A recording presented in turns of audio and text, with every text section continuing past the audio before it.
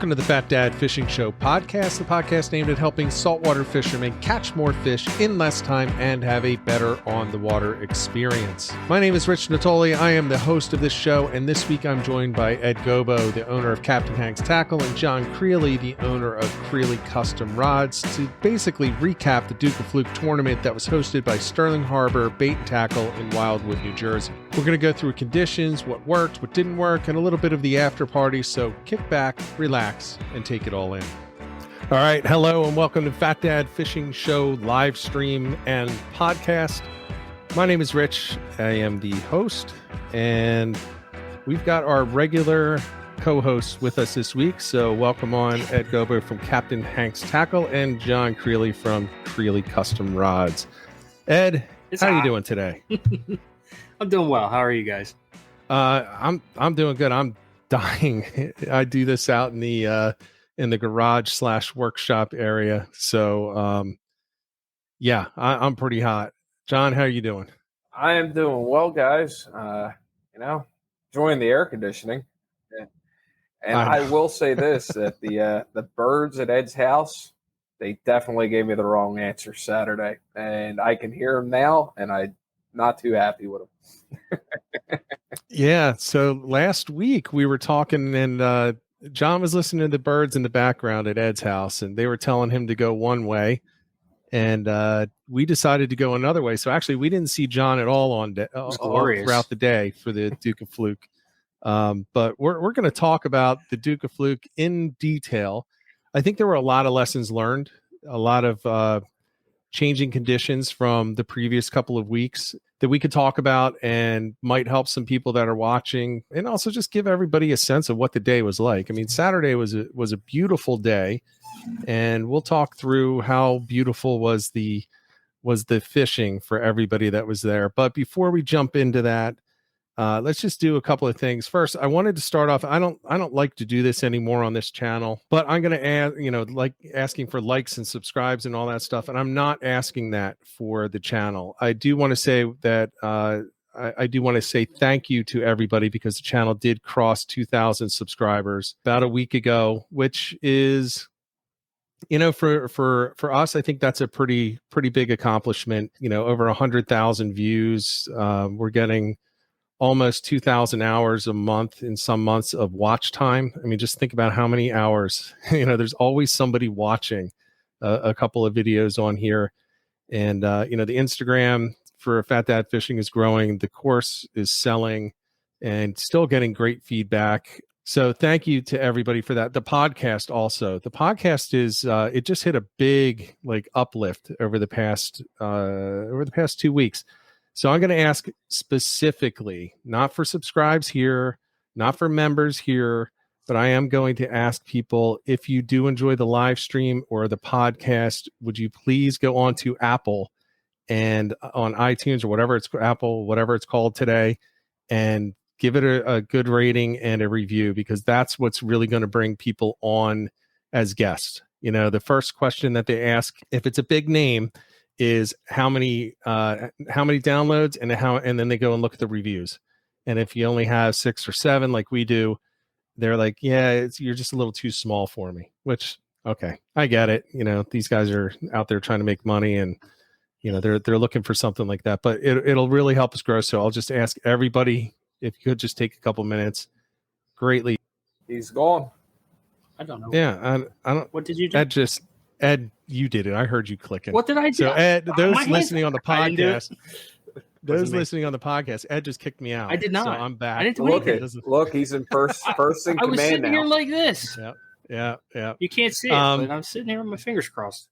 So before we go all the way into it, I do want to say, and we're going to talk a lot about this tournament. Let's just acknowledge the people that are in the chat right now. And I realize that, looking at the people that are here and the people that are chatting, it's a much different number, but the people that are chat, I don't know who's here if they don't chat. So Bill actually got out with us. So Bill, how you doing? Billy Ackerman did not come down to fish with us, so we're a little bit miffed at him right now.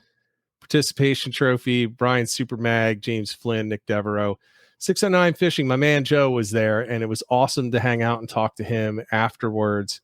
We actually had kind of like a YouTube / Instagram table going on at the end of the thing with Rob English and Joe 609 Fishing. You had Mike Velez from Instagram was there. That you can't miss that guy. He's a big dude. He's a tall guy. You just see him walking in. But James Flynn, Charlie's at Lunchbox. Let's see, Michael M. Don Mace also was there.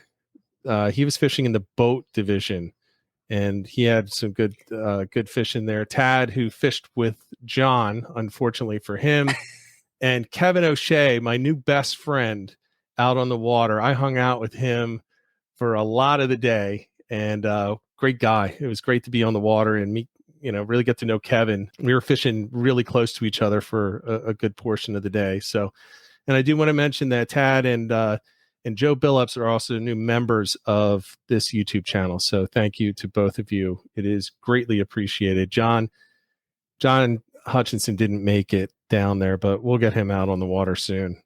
He's one of those guys that I just really wanted to get out on the water with, but doesn't quite seem to work out. So hello to everybody. Thanks for tuning in. We're going to talk about this tournament. It was I loved it. I loved the tournament. I was proud of my results. I didn't win, but let's go in and just give a sense of, let's just announce who won, because I think Sterling Harbor did a great job with this tournament. It was very well attended. There were 50 kayakers in the kayak division. And I think she said there were 96 boats or 100 boats, something like that. So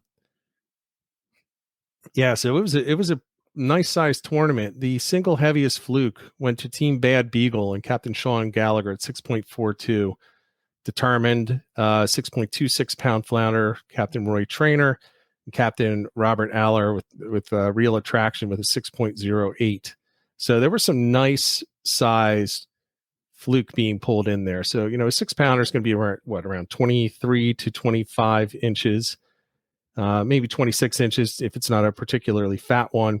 3 heaviest fluke combined, Mojo, Captain Joe Domenico at 14.76. And these were close. So 14.72 pounds was the second for Lil Yips and Craig Stocker, 13.56 for Miss Addison and Captain Ray. I don't know if it's Roy or Ray. They posted as different names. So Captain Trainer. So they did well.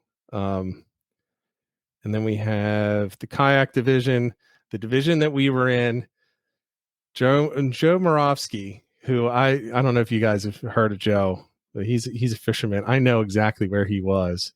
And man, I'm going to tip the cap to Joe, 3.14 pound flounder. It was a single weigh-in flounder for the kayak division. It wasn't 3 heaviest. He couldn't join with other kayakers and pull anything together. Second place was a 3.05 pound flounder. Mark Romano, he was at our table at the end, man. He was cool. Excited. He was cool. Yeah, I like that guy. Yeah, I like Mark. And then third place, 2.96, and that was Vincent Marinaro. And Joe for 609 came in with a 2.68. I came in with a 2.65. I don't know any of the others beyond that. I just know when I weighed in, I was in third, but I weighed in a little early. So it just, somebody came in after with those, with those 2 3-pounders and knocked me out of there. The Duchess Award went to Megan Trainer for Miss Addison with a 4.27. Junior Angler Award, Addison Dameron from the Patricia Lynn 2, 4.19 pound. Heaviest sea bass. I don't know if you guys have ever heard of Adam Baum Charters. The one down in Cape May, Captain Adam Kruthamel. Great charter. 1.91 pound heaviest sea bass, and then the heaviest bluefish was only 2.39 pounds.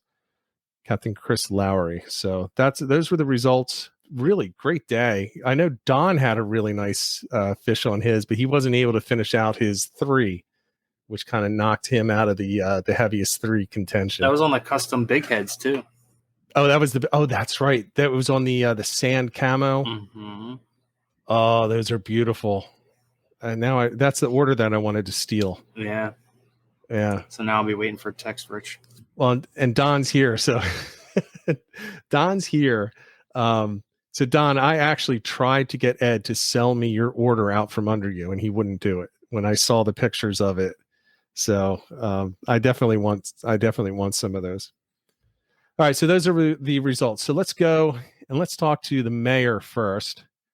So John, you had your plan. What was your plan overall? And then just real quick, how did it work out? And it was you and Ray and Tad that went together, right? Yes, it was me, Ray, Tad. Launched from the Stone Harbor Bridge, made it all the way back to North Wildwood. We made a pit stop over at Grassy Sound first, and Ray hooked the ray immediately. And we were getting bites, but what I noticed, and it was stuff that we discussed, was those smaller fish were aggressive, really, really aggressive. And then it seemed to be when you got hooked into a bigger fish, it seemed to be, it would just bite it and sit still. And you wouldn't even know you had a fish on at that point. I fished anywhere from, I think, 20 to 30 feet. And I actually found a wreck finally in the back that is now on my plotter. So I'm very happy about that. I got snagged up in there. Definitely had a big fish in that area, broke it off. And I think I chafed the line there. So that's nothing you can do. You're on a piece of wreck. It's going to chafe the line. That's what happens. And then there was another spot, too, that we fished really snaggy areas. I wanted anything with structure. And that was the answer. But it was just hard to get them to commit. And I'm thinking, looking back now, I think Friday afternoon into Friday evening, I think we had a south wind. And it was a strong south wind, at least in my area. So if it was strong here, I can't imagine what it was down there. So that may have had some factor into Saturday's reasoning of what happened and what we dealt with. It could have.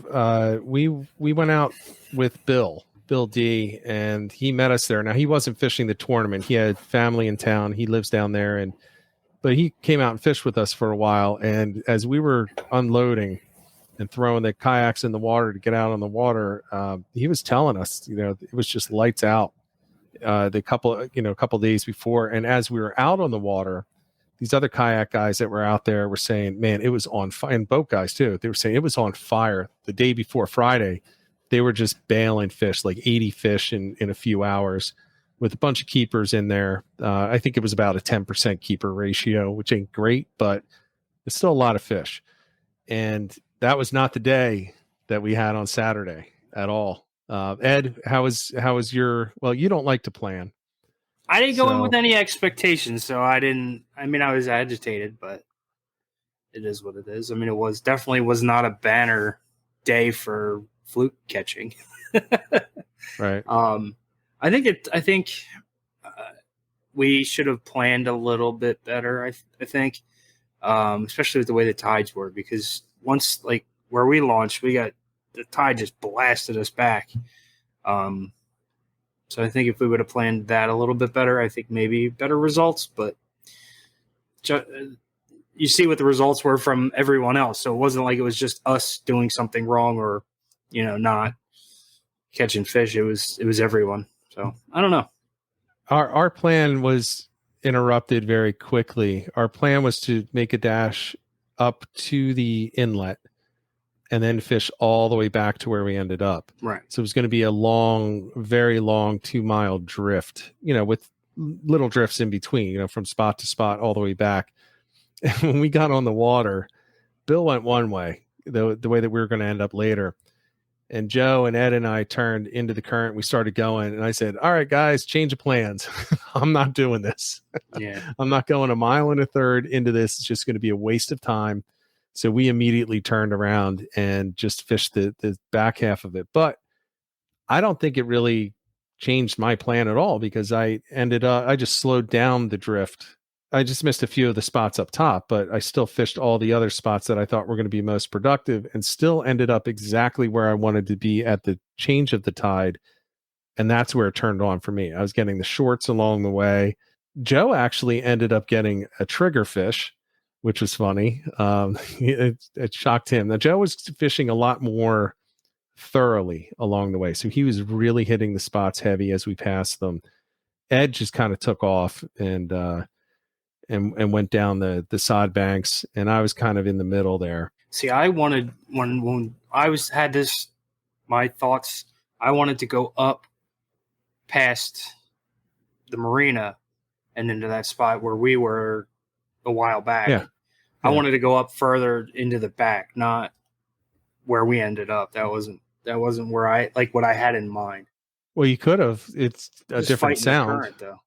It's a different sound, but you could have gone all the way back into the other sound. Mm. You know, on the other side. I'd never been back there before, so I don't know. I had decided I wasn't going to go back into the sounds. So for me, it didn't really change my plan. Like I said, I ended up exactly where I wanted to be at the tide change. Probably I was off by about a half an hour. So I just hit it a few times on the incoming. And then at slack tide, I just kind of screwed around for about a half an hour till the water switched. And then that's where I ended up catching 3 overslots within, I don't know, it was not long, maybe 20 minutes to a half an hour in total fishing. And probably in time, it was about an hour. I had some issues with my sabiki rig getting caught in my rudder.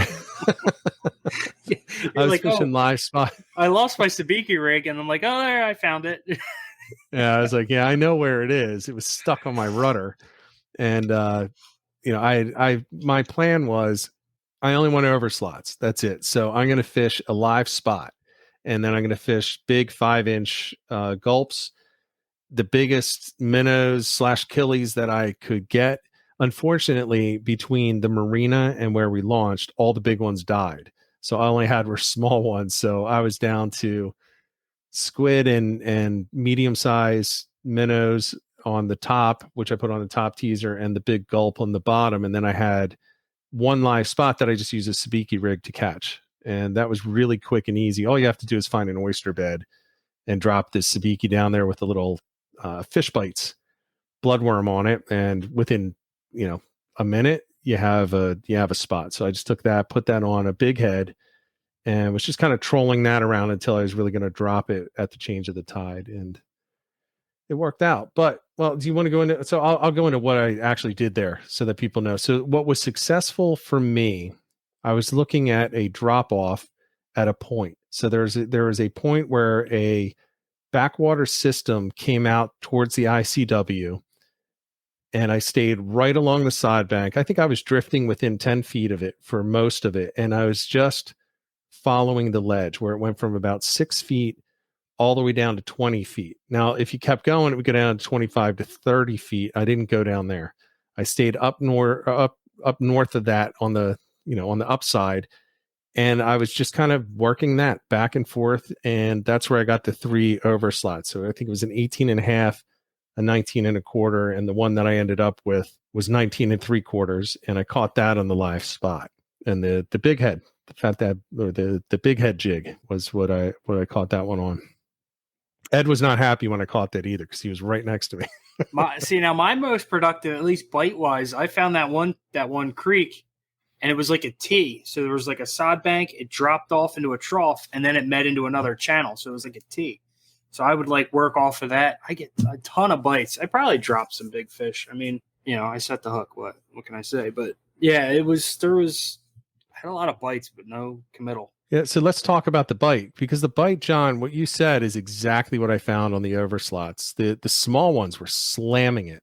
Can't tell you how many times I grabbed the net and I was like, oh, damn it. I just put the net down, because it ended up being like a 16-inch fish, and it hit hard though.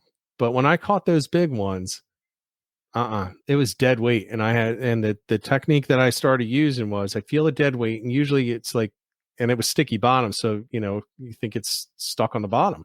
So I'd lift up the rod tip and I'd watch it come up. So it would come up and the rod would go straight again, and then would come down a little bit, and I'd wait for it to bounce. And as soon as it bounced, I knew I had lifted it off the bottom, and it was the flounder trying to get back down. So it was in the mouth, and I just slammed it as hard as I could at that point. I mean, like hard swing.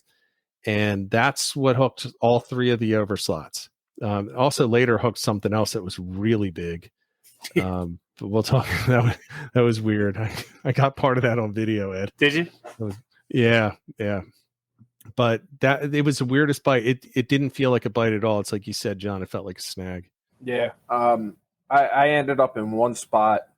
I think that was actually our second drift of the day. I think we were anywhere from 15 to 25 feet, and we were in some nice hard structure, a little bit of snag.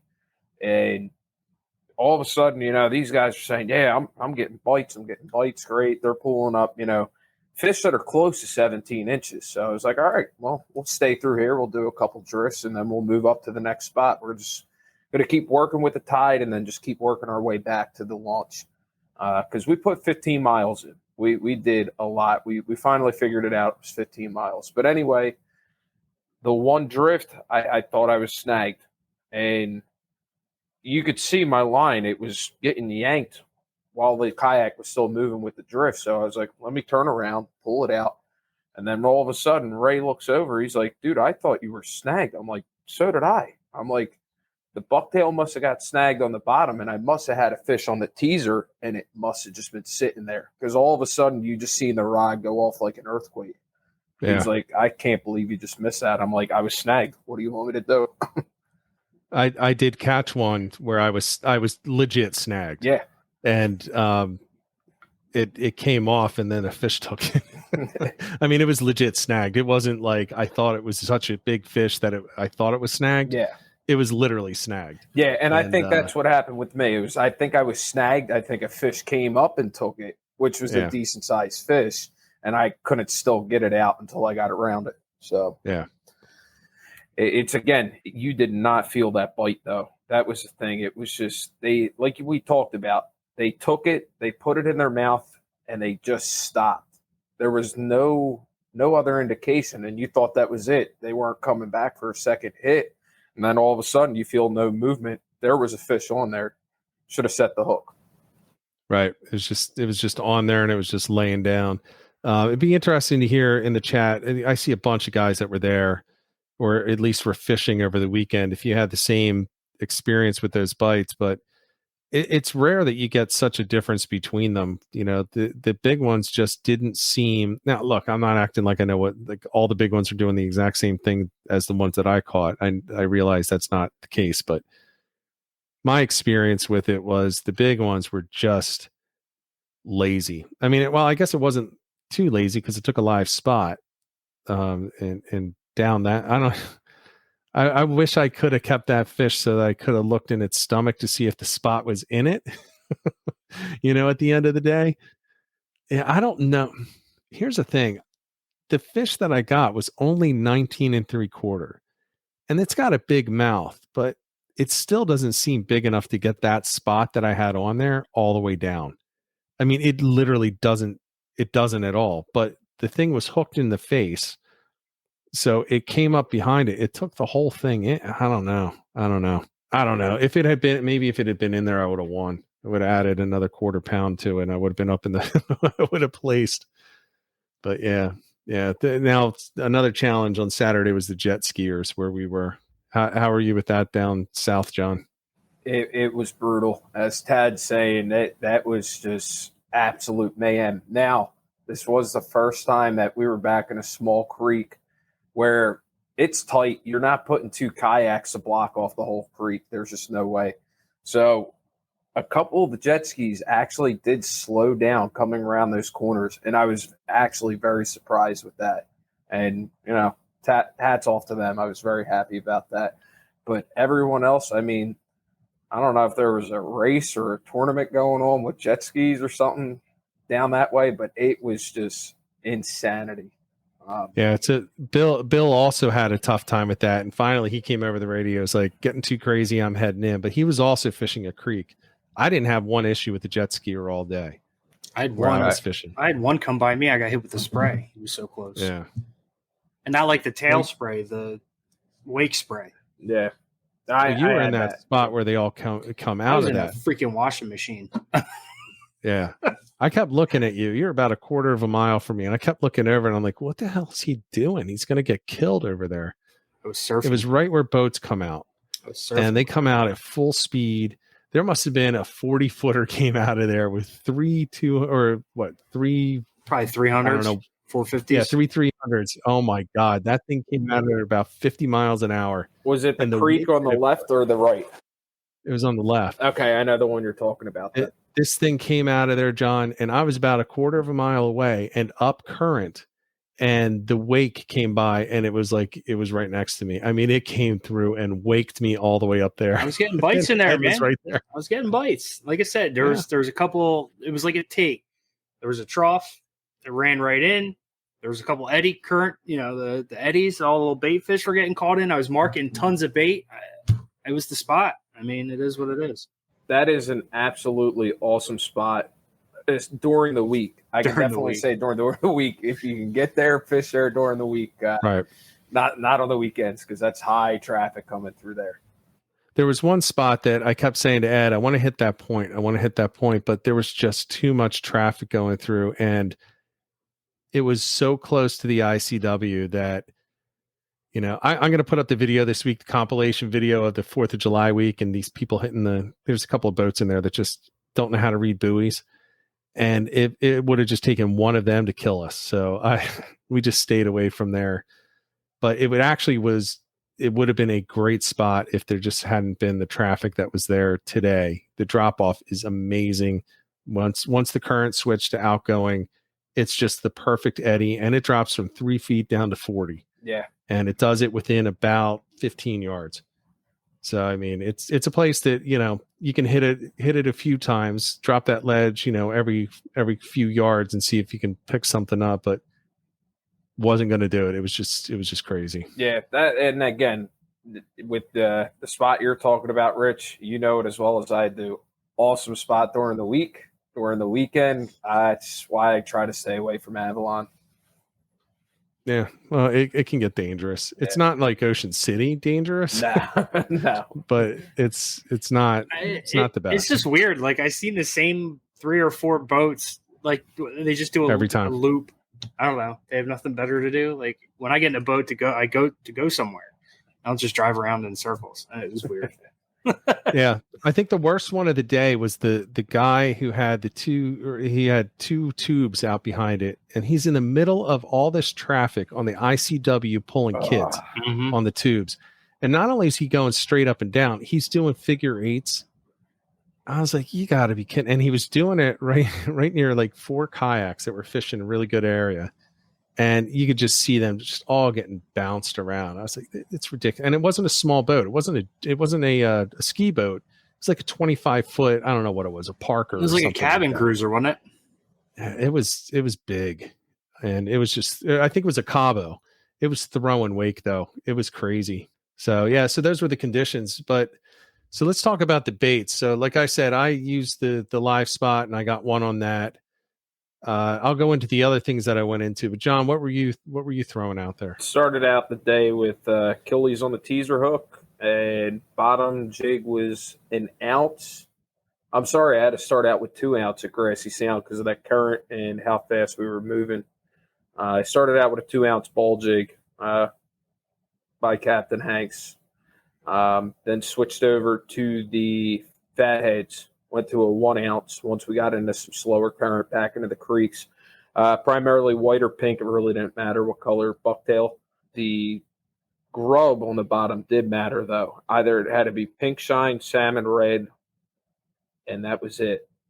Until the conditions changed later in the day. We had clearer water when we started out. As the day progressed, water got dirty. And that's when I started switching to the mackerel, sardine, and natural shrimp grubs. And they started hitting those bucktails like it was nothing. Gotcha. Ed, what were you using? Everything. I started. So when we, like I said, when we first launched, there was that wicked current. So I kind of found a spot with way less current. And I was still trying to get my fish finder dialed in. But I started off with 3/4. I was using the silicone skirt ones, bucktails. I mean, I tried everything, every color, everything you can think of. I put on those rods. I had 3 rods set up. I had a top and bottom, one with a top and bottom. The other 2 were just regular single jigs, but it was every color combination you can think of. I had 4 rods set up. I went through all 4 of them and lost all of them by the end of the day. And that doesn't include the sabiki rig. There was another thing that was on that rod as well. I started off with the Fat Dad Fluke Tail, 1.5 ounces, and I did have a teaser on that. and I had the Achilles up top with a squid over top of it. And then on the bottom, I was using pink shine jerk shads. And that was good. And as what was funny is, since I video this stuff, I get all like geeked out to get on the water. So I get on the water, I drop the thing on the first drop, and I'm just setting up the one camera, and I got a hit. And it was a big hit. And when I pulled it up, like the entire gulp had been pulled off and only a little nub was left on it. So it didn't get the hook, but it got the whole thing and pulled it all the way down and off of there. So I missed something to start off with.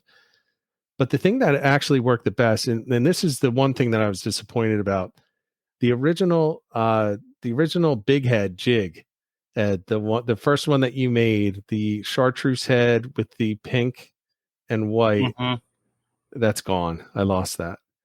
But that's the one that caught me the biggest fish of the day. So I had that with the live spot. So it was a 3/4 ounce big head with a live spot. Then on the second rod, then I had one of the captain's balls, which I was using later in the day, had some big hits on that. And then what else did I use? Oh, yeah. And then the last one was just a backup with a high-low, backup with a fluke tail and a teaser. So I had two that were set up with the fluke tail and a teaser. I had one with the big head solo hook. That's it. There was no teaser. And then I had one no teaser with the captain's balls. I can't say that without laughing. That's the whole point. But I found that, so I did catch a lot of small fish on the Achilles and squid combo. And I did catch most of the fish on the bucktail, whether it was the big head or the fluke tail, with the pink shine jerk shad and what was it? Oh, the new penny grubs, the big ones, the 5-inch ones, the new penny grubs. Those worked well. And then I had a salmon red, which also ended up with a pretty big hit. I think I'm not positive, but I think that's when I hooked that big fish at the end of the day. And just, I'll put it on one of the videos just so people can see it. But I had this thing. It was John. It was on the Fat Dad rod, and so it had 30-pound braid. It was on the S3 reel. So it has 18 pounds of drag, and it had a 20-pound leader. And I got something. It was a bite. So I set the hook. I was like, oh, I got fooled. It wasn't a bite. It was a snag. So, and I didn't really set it hard, but then I slammed it, and then it got pissed, and it just took off. And there was not one head shake. It was a thresher. There was not one wing flap from a ray, and it just came up. And I was right behind Ed. I was about 15 yards behind him. And I'm like, big fish. And he's looking to his right. And I'm like, it's on your left. And it's coming up next to him. But then it just took off. And it was taken off. And it was I locked down the drag at 18 pounds. I figured, it's the leader, or I'm going to catch it. What color were you using again? I think it was a red and white. I forget what it's called. Might have an idea of what it was. Might have been. I don't know. I think it was a brown shark, to be honest with you. The way that it ran, it was just, I used to shark fish, and it felt like a shark. Okay. It was a thresher. I saw it. Felt. I was going to say redfish, but it didn't run like a red. Okay. See, a red, I've caught a bunch of reds. I would love to think it was a red, but it didn't have the same feel. It just didn't have the same feel as a red. It was down in 25 feet of water. It could have been a red. I know that there's reds near where there's we were. There's no reds in New Jersey. Stop. If it's in the spot that I'm thinking of, and it might be where I think I've hooked one before, it might have been. But again, like you said, it most likely could have been a shark, though, too. Well, the reason that I'm saying it's not a red is because the leader didn't just break. You know how when a leader breaks, it kind of curls up on itself a little bit? Yeah, that was clean cut. It was a clean slice about a foot above. I had about a 1.5 foot difference. It was about midway between there. So not setting that hook fast enough. I think I hooked it deeper than right at the teeth. And I think it just sawed it off. I mean, it was a clean bite through it. So, and then I got lazy and I just tied a new bucktail on. So I had like 4 inches between the teaser. Then I ended up losing that anyway. But yeah, that was a big fish that I ended up losing. And, I had locked it down. I was actually pedaling with it. And it was going up current too. And that current was a 3 mile an hour current. And it was peeling line like nothing. So I was like, well, I better start going. Yeah. I had to follow it though, because I had locked down the drag. So I had to take some pressure off, but there was also a boat coming around that corner at about 40 miles per hour. And it had already pulled out probably 50 yards of line. I was like, I don't want to get sawed off by a boat coming by, but it fixed it for me. It just bit right through. Suddenly it wasn't your problem. Yeah, it wasn't my problem. Not at all. All I had to do was reel in and switch to a new rod. And then that's where I used that big head and ended up losing that. That was on a snag though, not a fish. I know the guy makes them, so you'll be all right. Yeah. Yeah. Now Kevin was fishing next to us down there at that time. He ended up catching a weak fish, which was pretty cool. I just love when people pulling weak fish, and he tossed that back. Which is always good with weak fish while they're trying to repopulate the area. Yeah. So, I mean, that's kind of how it looked for me for the day. It was just a lot of hard hits on the little things, and they felt they were big, but then all of a sudden there was just dead weight. And that was the flounder. Yeah. That one short that I got hit like a freight train. And then it was just like, really? What? I would have bet that was a decent 20 inch fish the way that thing hit, and it came up. I'm like, you got to be kidding me. I feel like such a fool this season because that seems to be the little fish are hitting so hard, and I've caught thousands and thousands of flounder fluke in my life, and I know what they feel like. And for some reason, I either got stupid this year, or they're just hitting harder than they normally do because I'm getting fooled every time. Have you noticed too this year with the smaller fish, they seem to be taking a run too. You get them close, you're like, oh, cool, I'm getting my leader up, and then all of a sudden, boom, they start taking a run like the big fish. You're like, all right, this is going to be good. You bring it up, you're like, this is a joke. Yeah, they get one run in them. Yeah. And we were talking to Joe, 609 Fishing. He was very disappointed in the lack of fight on his. He's like, why do you guys go after these things? He's used to the sheep's head with those big runs and all that action up against that structure. And he caught a 2.68 pound one. He's like, yeah, it was like nothing. There was no fight. What did he say? Do you guys actually like these things?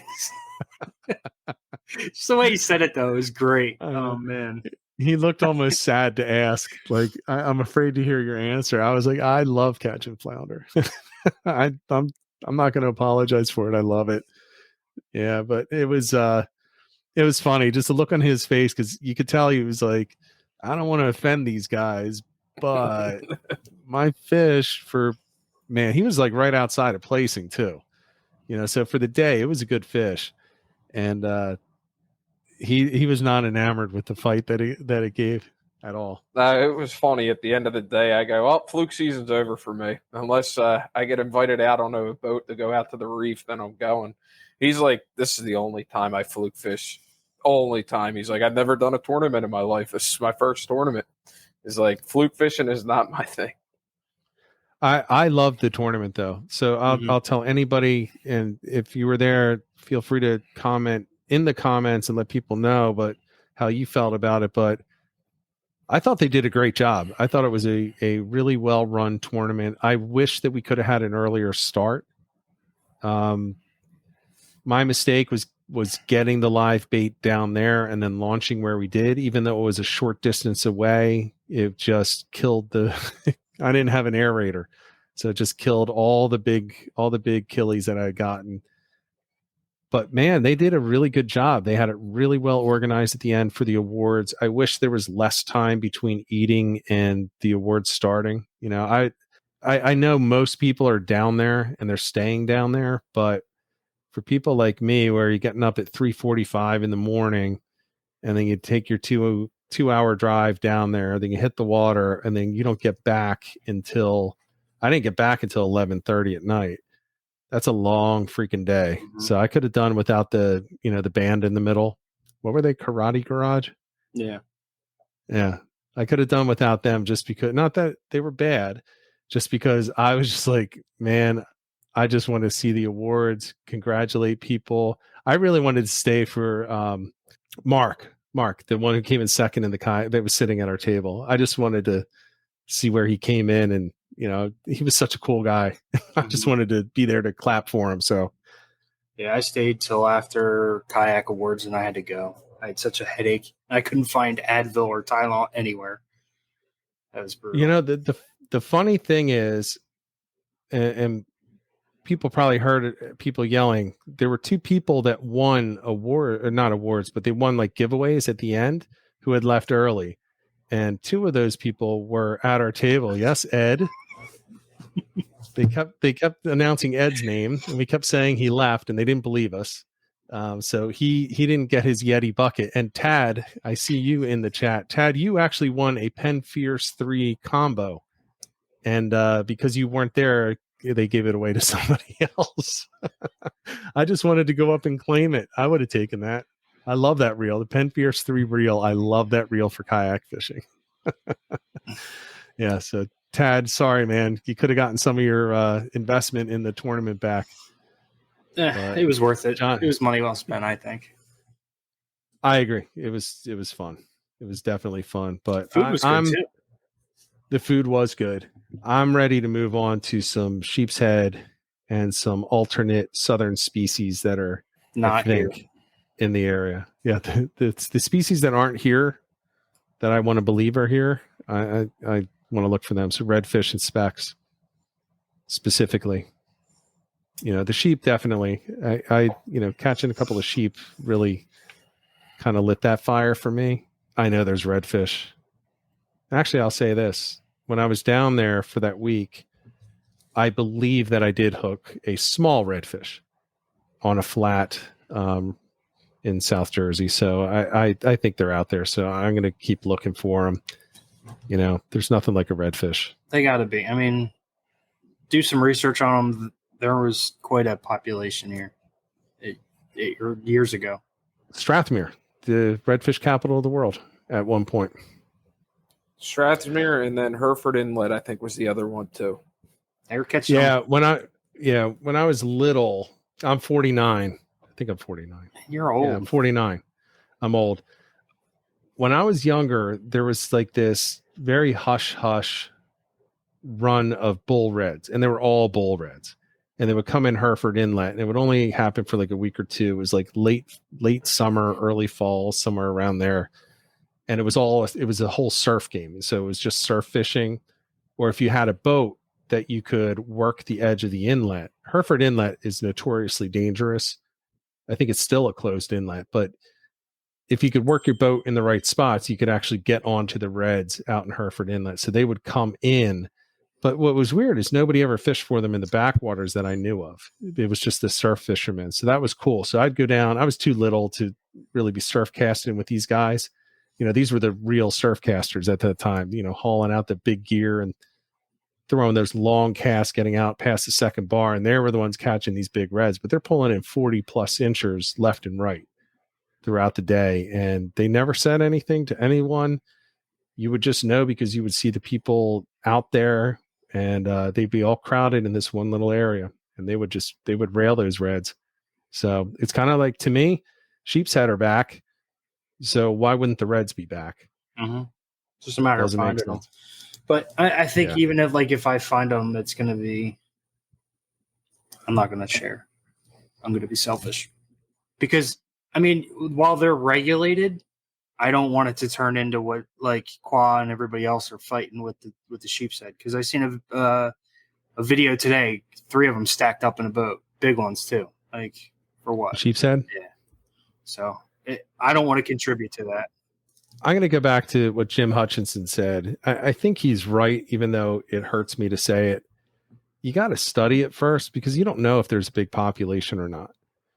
Now, there were people that do a lot of spear fishing that will tell you that there's hundreds at different spots. I mean, schools of hundreds in each school that they're seeing, and they're all in the good size that you know that there's got to be a healthy breeding population. Now, maybe to your point, Ed, when people are keeping 3, big ones, it's killing the breeding population, but you're talking 2 to 5 pounders, and there's hundreds of them in one spot. That could be a good indication. I don't know that we have quite that for redfish. So yeah. I'd like to see some studies to tell me what exactly we have before I get really upset with people. I'd like them to let them go, but I just don't want to be that guy. So if, it'll be kept quiet. I mean, you guys know if I catch a redfish in New Jersey, you'll know about it. I don't think I'll be telling anybody exactly where. Oh yeah, I'll definitely share the info. I'll definitely share that I caught one, but I'm not getting into specifics. No way. Sorry. Here's the thing.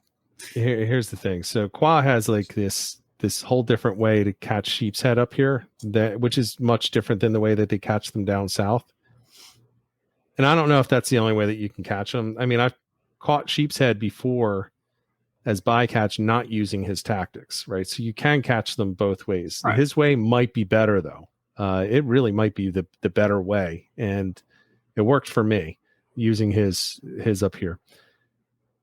For redfish, everybody knows how to catch a redfish.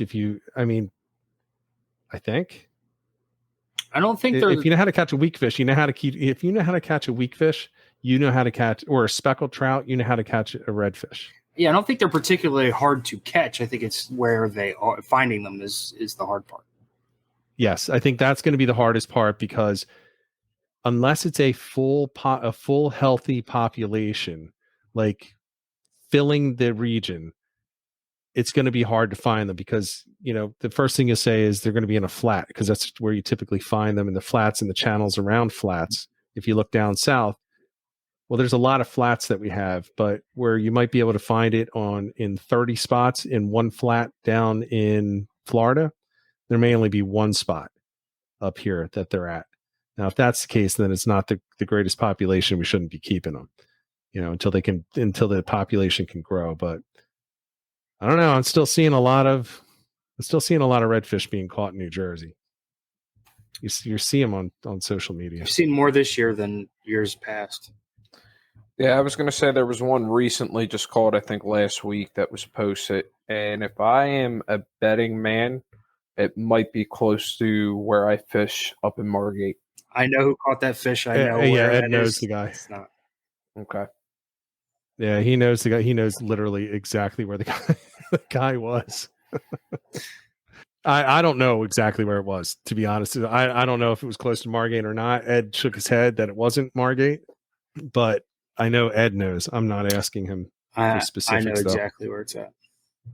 But I believe that I did hook a small one, and I'm talking like less than 18-inch small one.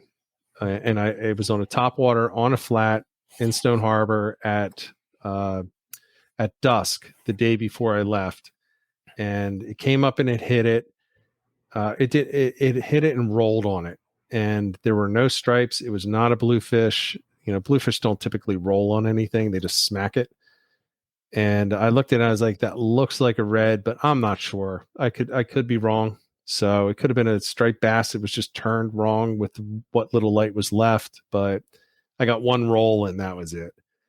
But I was targeting redfish when I was going for it. So I was using a Moonwalker topwater and trying to take advantage of last light, and I got a roll. So who knows? But that's what I plan on doing. So flounder, I still love flounder, still my favorite fish to do up here. But I'm going to spend a lot more time exploring and looking for some other things. I think I might try to get out tomorrow or Wednesday. One last flounder, hurrah. Are you heading out this upcoming weekend? At the end of the heat wave? Probably not. Maybe. I don't know. It'd be Sunday if anything. But. John? I don't think I'm doing anything this weekend. I'm looking at following weekend, July 30th. probably at Margate, just do an easier launch and just take an easier day and just chill in one channel and just drift it multiple times. And then see about hitting some sheep's head or just see what happens. And then I'll be moving on to Tog, Trigger, sheeps, and reds. Start looking for the redfish. So, and when does Tog open? August 1st. And what's the size for New Jersey? One fish, 15 inches. Again, I could catch 900 shorts and not even a keeper, and I would be absolutely happy with Tog fishing. I'll tell you what. When I was sheepshead fishing, I caught. I would have a fall limit easily. I mean, there were Tog all over. I was catching them, and they were all keeper size. They were all big. We got Tog coming up. We're going to start talking about Tog. We're going to try to get Frank Mihalik back on to talk about that. But I want to try to get him actually closer to the fall when it becomes like because that's when the real Tog fishing starts. You know, Tog fishing, if for people that want to get on the meat and keep a fish, most people won't do it until the fall, just because you catch one and then your day is finished after you just bought a dozen crabs or 2 dozen crabs, and it becomes a waste unless you're going to go for sheep at the same time, I guess.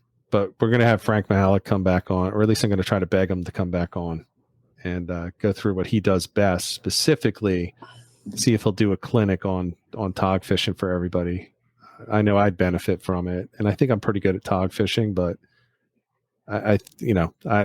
Frank's so much better. He's so much better. Yeah. So I'm gonna pick his brain. Yeah, it's the one thing I'm looking forward to this winter is I'm going out with him on a charter, so I'm very, very looking forward to that. Very nice. I'm gonna be going out. I'm also trying to get Jig and Jerks to come on and do a show. I'm gonna be out with Billy Ackerman on Jig and Jerks this fall, fishing for big fluke, and I'm really looking forward to that one. I'm definitely going to do a video on that one, and John Skinner is going to be out there with us, so that's going to be a fun and interesting day. See how annoyed he gets with us after a little while. Billy has fished with him in the past, I think, so he at least knows him. I've never met him or anything like that, but I'm looking forward to that. It's not a cheap charter, but I really want to get up there and try for the double digit, off in New York. And that's a boat that gets a lot of double digits. So I'm going to try to get with Captain John and try to get him on to talk with us. He said he would. He's got a really crazy schedule though. So we've been trying to work something out, but it won't be, I will say this, it will not be a live stream, but it will be at the very least, it will be a podcast episode with him. The Monday nights at 8 do not work for his schedule at all. So we're looking forward to that. So there's a couple of guests that are going to be coming up as we get further into the season. So before we go, anything that I missed, Ed, that you want to throw in there before we wrap up? No, I'm good. All right. Oh, and I wore my shirt if whoever was there saw it. He wore that damn cat taco. Or taco cat. Even the owner of the Sterling Harbor said something to me about it. Yeah. It was embarrassing. That was. It was great. It is a glorious, glorious shirt. So I can't wait to see what you get for your new shirt. John, I know you're not a fan of the cat taco shirt.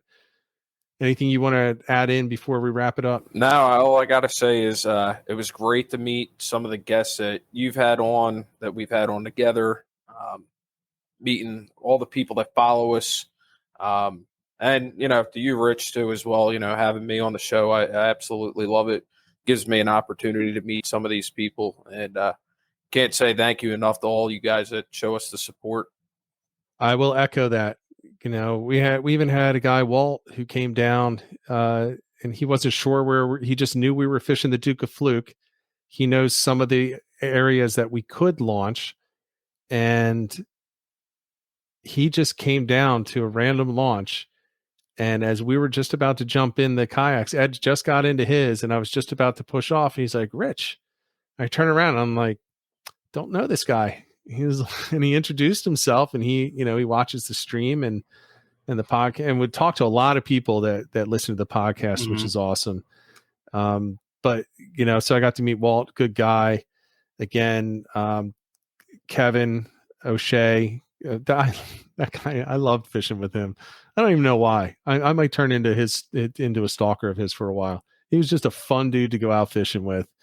But they got to see a lot of people that I recognized and talk to a lot of people, and greatly, greatly appreciate the support that we get. We get our share. Actually, I don't know, Ed and John, if you get them, but I get some haters on behalf of all of us for doing this from time to time, but I don't even care about that. It's cool just to go out on the water and, somebody pulls up and they know who you are and get to talk, and they're like, here's what I'm doing. Here's what's working. Or, that was one of the guys that came up to us in a boat. He's like, hey guys, I thought you might be in this area today.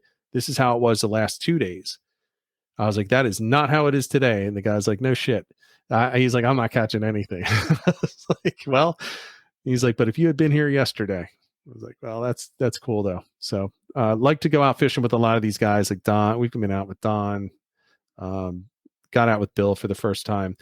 Love to go out fishing with people. So if you guys want to go, I just want to make it very clear. I have a terrible, terrible memory.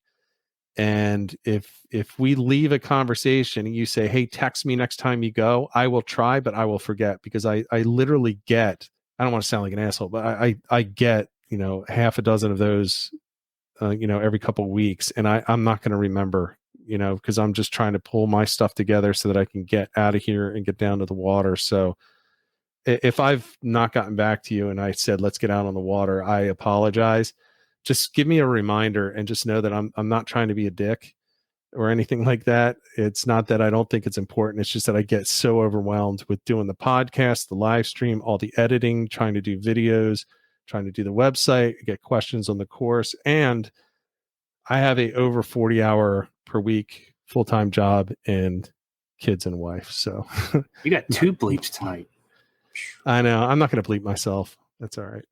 So I apologize to everybody if I have not gotten back to you. I do try my best, but just a reminder is a good way to make me feel bad about not getting back to you or not hooking up with you and getting out on the water. But I will tell you, I love getting out on the water with people. So anytime I'm not going this weekend. My son, we're having a graduation party for him this weekend, so I'm taking this weekend off. But after that, I'm going to be back on the water. So.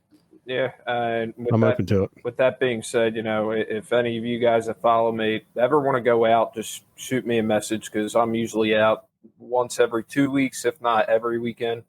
I will be heading out July 30th, either Margate or Stone Harbor. Just haven't had it set in stone yet, so shoot me a message. Can I make fun of you? Yeah, go ahead. Can I bash you now? Yeah, go ahead. Just don't let John make the plan, because it didn't work out this last time. It didn't work out the last two tournaments. It didn't work out. He didn't want to go with us. We're launching at a different spot in Stone Harbor. Found a different launch. It's a pain in the ass, but it saves me at least 2 miles of pedal. I know the spot. Yeah. I think. Yeah, I know two other spots that are a pain in the neck, and I will be honest with you. I am very much a easier launch. I will gladly pedal a mile for an easier launch and 100% unload and reload the truck. So if some guys are like, hey, meet me at this bridge. I'm like, I don't want to do that. I don't want to do that bridge. I want to just back the truck up and just throw the kayak directly in the water. I don't want to be using the cart if I don't have to, especially the one. It may not be where you're talking about, John, but you got to go between a guardrail and rocks and so it's that one. It's a good launch, but at certain tides it's also a bad launch, and and at certain winds it is a dangerous launch. Yep. Just, I got to time it right, and we'll see what happens. If not, if you time it right, it's amazing. But certain tides, you take one step and you go to 40 feet in one step. Yeah. Yep. And what you're standing on can break off and put you underwater. Yes. Which again, okay, it's not that big of a deal. You're probably still holding on to your kayak. You got your PFD on. What if you know how to get back in? But I still don't want to do that.